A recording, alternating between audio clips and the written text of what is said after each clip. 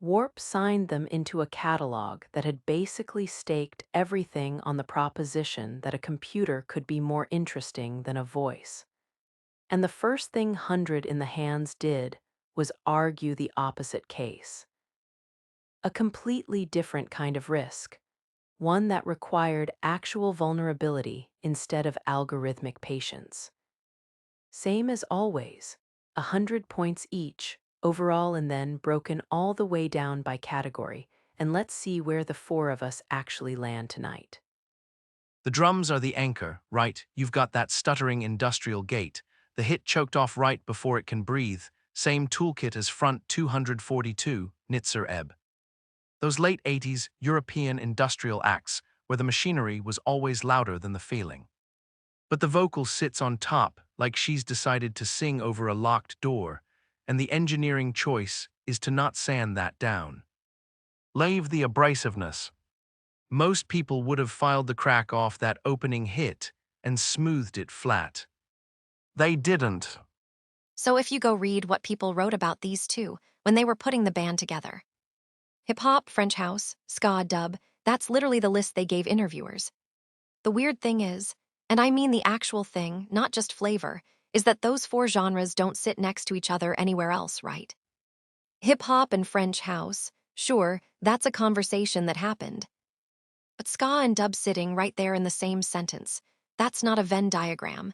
That's like they looked at four records nobody puts in the same room together and said, okay, what if we took the one thing from each that nobody asked us to take, and then we made a house out of those four things and lived in it, and now we're inviting people over and they're like, what is this? And the answer's just, it's the house we built. That chronology is a lateral move, not a pedigree. Lonerism, Tame Impala's record from that same year, and the XX's Coexist came out the same calendar year Red Knight did. Same currency, same exact moment, no head start for anyone.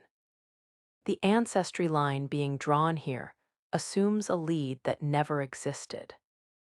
What matters is whether this record solved a problem those other two were working on, or whether it was solving an entirely different one in parallel. The distinction is the difference between influence and contemporaneity, and one of those flatters the record far more than the other. I get the chronology thing, I do, but okay, so I found this record in 2014, just scrolling through. Nobody told me it mattered yet, and I listened to it maybe 40 times that first month because it was just mine, you know. Like I planted a flag, and nobody had permission to tell me why I was wrong about it. The timeline doesn't undo that. Richard X, the producer they brought in for this one, a UK chart pop man by trade, walks in with a mixing desk philosophy where you're not just capturing what's in the room, you're making space bigger than it was. That's a different job than what Aldi and Zane, the pair who helped the band self-produce the first record, had to do. They built the riff. He built the air around it.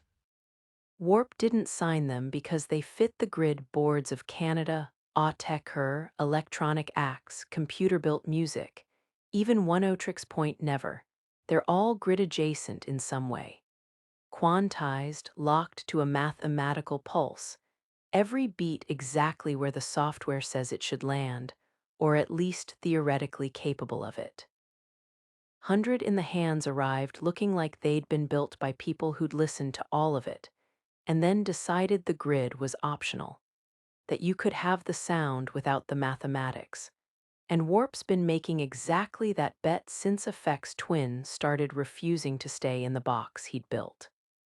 So yes, it's a risk, but it's the risk they've been taking for 30 years.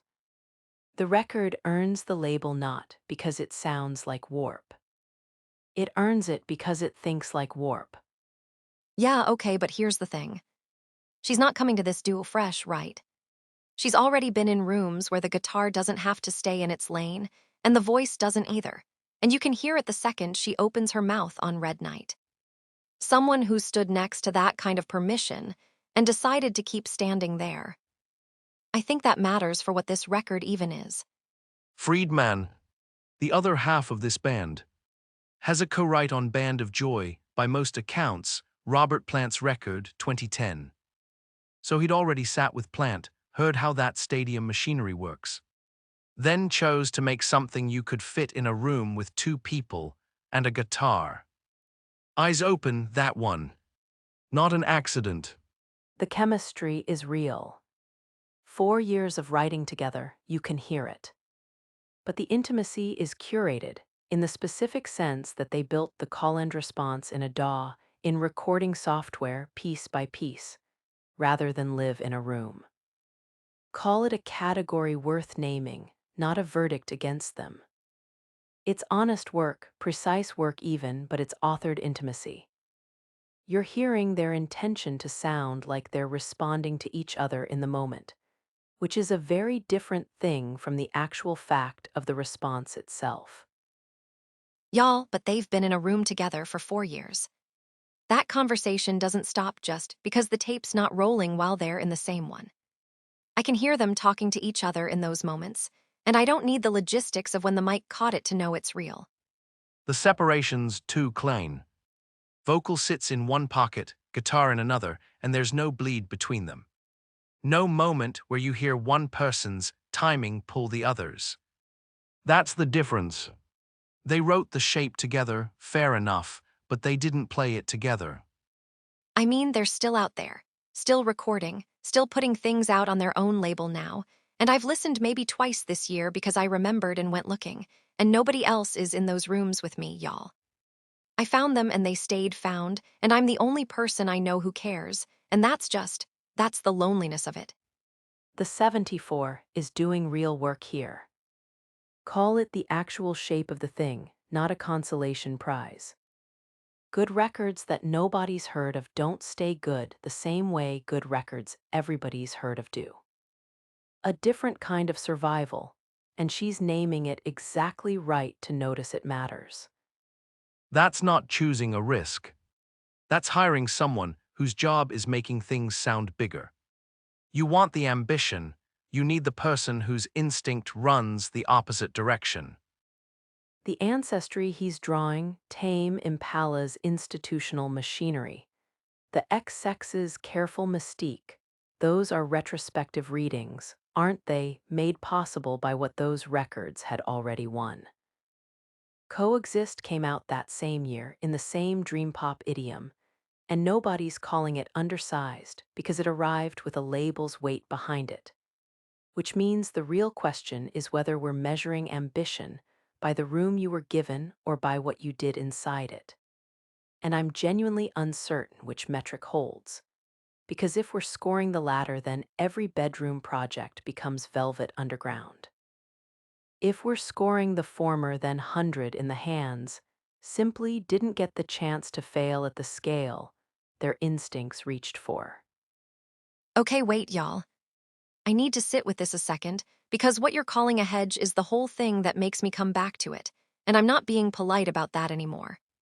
Empty Stations opens and the drums just step back and Everdell's alone in that space. And that is not somebody playing it safe.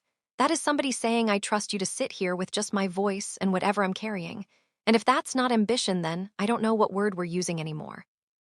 Because ambition is asking people to come with you into a smaller room and believe you anyway. The texture's fine. 65 is the choice, not the sound. First record, whoever answers the phone. Second record, you fly in Richard X. That's not ambition. That's what happens when you suddenly have the money to make it. The label move is the ambition move here. And I know that sounds like I'm reaching for sociology when he's offering me production methodology, but they're not the same fight. Warp in 2012 is Warp mid-transition. The glitch genealogy still holding, about to fold in the thing Oneotrix Point never would bring a year later. That catalog position is a statement about what kind of record this is allowed to be. You can hire the most careful producer on earth. What matters is that someone looked at a Brooklyn guitar band and decided the move wasn't a shinier coat of paint. It was putting them inside this particular conversation. That's the risk. The label puts it in the catalog. The band puts Richard X on the clock. Those are not the same choice. Okay, wait. Y'all are fighting about the production choice like it's the only thing that happened here. And I'm listening to empty stations and Everdell's doing this. There's a drop where the drums just leave, and she rides that empty space like she's been waiting for it. And her voice gets smaller and more precise at the exact same moment. And that's a technical choice, too. That's her ear and her control, and nobody hired her to do that. Richard X didn't engineer that into the mix. She found a hole and she moved into it. And I need that to count as ambition, as evidence, as work. The voice is doing something specific. Someone has to say what it is. The comparison to Susie. Susie Sue, the gothic post-punk voice, all theatrical drama and suspended tension. That's always been shorthand for the theatrical machinery, the voice as an instrument of spectacle, all those suspended chords held until they crumble. But listen to what Everdell's actually doing on that track.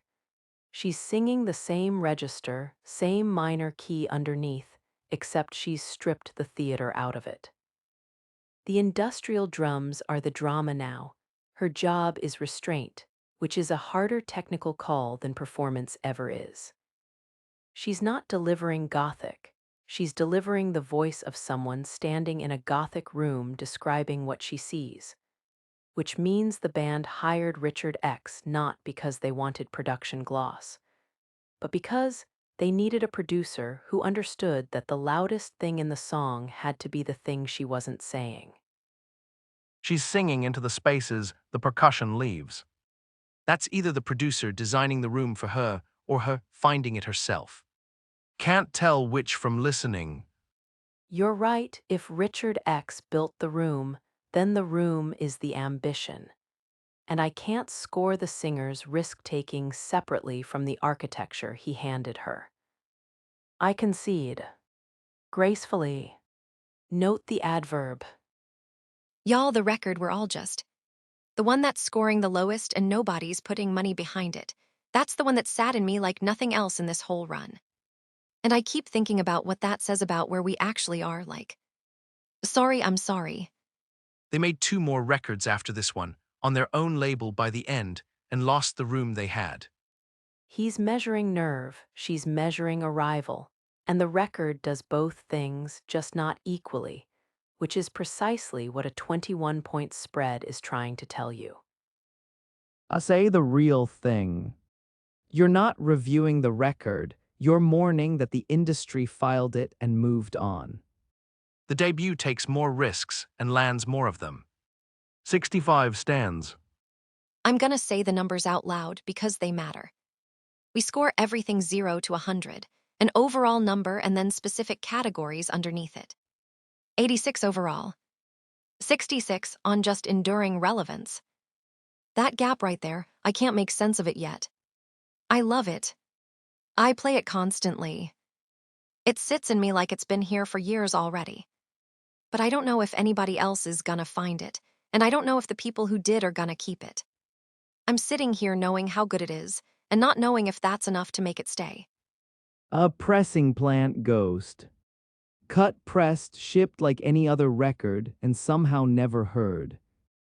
The 100 in the hands built something as large as the Roman 20 built, on a parallel track, with a Euro-electronic edge that made 2 people sound like a skyline. Richard X understood what he had. Overrated by nobody, which is the other problem. Dream pop that earns the dream. Loved. Not enough people know it. Both true. Should they call again, we'll be waiting. Addressed in Dresden. The single they started from, and the truest thing left to say. 85. Warp doesn't sign things on momentum. They sign things on a hunch about what survives past the moment, which is precisely the insurance policy the fans worried she won't have. And they did it sight unseen, supposedly, which means either the A and R ears were preternatural, or the demo was so self-evident the usual machinery just collapsed. Either way, that's institutional credibility doing the work her worry. Suspects the record can't do alone. Y'all, that's okay? So he sat in a room with Robert Plant and then chose to spend the rest of his life making something this intimate, this small, and that's not a compromise. That's a statement about what he thinks matters, and I need to sit with that for a second because it's gutting me a little. Two people writing together tracks, different than nine people singing next to each other. That's the join, isn't it? Whether it holds. She's right that I'm the outlier twice. I loved this and I didn't love lonerism, which is almost perverse given that lonerism is the record that proved itself. 82 versus 74 is me noticing ambition and reach are different measurements, and Red Knight's ambition lands cleaner even if the room it lands in is smaller. Same year, comparable risk, sharper execution. The longevity question is the only fair one left, and it's a judgment on what survived, not on what the record was trying to do when it arrived. I know what that looks like. I sat with lonerism for weeks waiting for it to crack open the way y'all said it would, and it never did, and I had to write down that I didn't love it. And then I walked into Red Knight and it just took me somewhere. So yeah, I'm aware I'm backwards on this. I'm aware the one I bounced off is the one that's supposed to matter. And I'm also aware that knowing that doesn't actually change what moved me. The shine's real either way. Questions whether they needed Richard X to find what they'd already started, or whether the first thing was undercooked, and this one got it right. Both sides heard the same record. So the thing that lives under that phrase, and I mean lives, not decorates, is that they didn't start here. They started there. 2010, before Richard X got his hands on it, before Warp cleaned it up. They made a single called Dressed in Dresden that sounds like people trying to find the shape of what they could do. And then they spent the next 2 years getting polished, getting positioned, getting sold to the people who needed them to sound like this. And right at the end of tonight's verdict, the editor reaches back and says that title like it's the only honest thing left to say. That's the graceful way to end something. Admit what you started from was never actually gone.